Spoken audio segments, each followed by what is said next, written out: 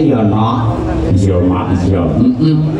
Puji syukur munjuk ana kemurane Hyang Agung kang wis paring kanikmatan kamulyan barokah kesehatan marang sedhengah titah wabil khusus kagem marga agung ing laladan Kota Madiun mendunia.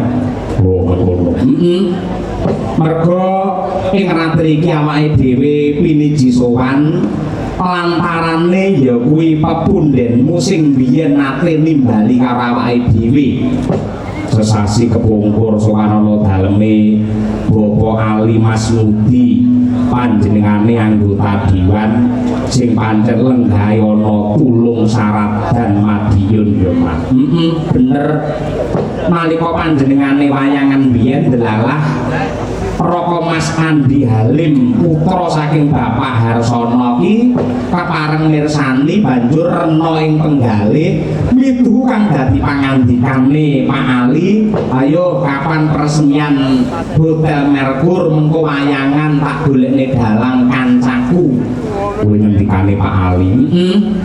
Alhamdulillah ripalungguhan iki wis kelakon dadi bukti aku sak kanca Madangkara bisa sowan ana ing pinggir dalan utawa tengah dalan sak ngajenge Hotel Merkur ingkang mapan ana ing Kota Madiun.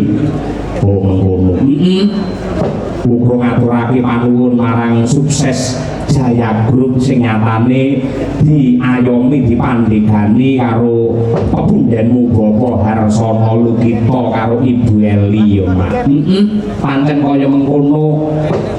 Bener pangandikane para pinter kae tetekan tekun bakale katekan. Kowe aja nyawang saiki Pak Harsono suksese kaya ngene dadi piyai sing brewu kaya mengkene kagungan hotel pirang-pirang klebu Aston barang. Pokoke umume hotel ana laladan Madiun ki kagungane Pak Harsono. Iya. Ning sinaunen jerih payahe Pak Harsono mbiyen wong nyatane panjenengane mbiyen ki ora ujug-ujug banjur mulya ki ora. Iya. Diwiwiti saka rekoso buka toko bangunan cilik-cilikan dodolan paku baut lan sak piturute akhire bisa duwe apa kuwi jenenge perusahaan ya kuwi semen sing kokoh sing diarani ya kuwi semen dinamik produk semen Indonesia ya serbaguna untuk segala kebutuhan. Mula raneh ora mokal lamun to Hotel Merkur ki kokoh santosa megah kaya mengkono mergo semene iki nganggo semen dinamik kagungane Pak Harsono dhewe. Oh ngono.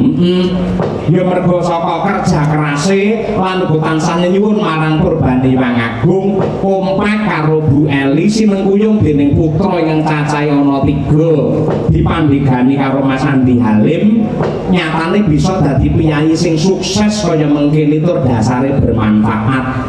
Iya mak iya. Kaya mengkono kuwi sing becik ya kaya ngono kuwi lho Nduk. Nadyan to panjenengan iki nuwun sewu ora kok ngalembono bisa menjadi orang terkaya di Kota Madiun mendunia, namun kehebatan Bapak Harsono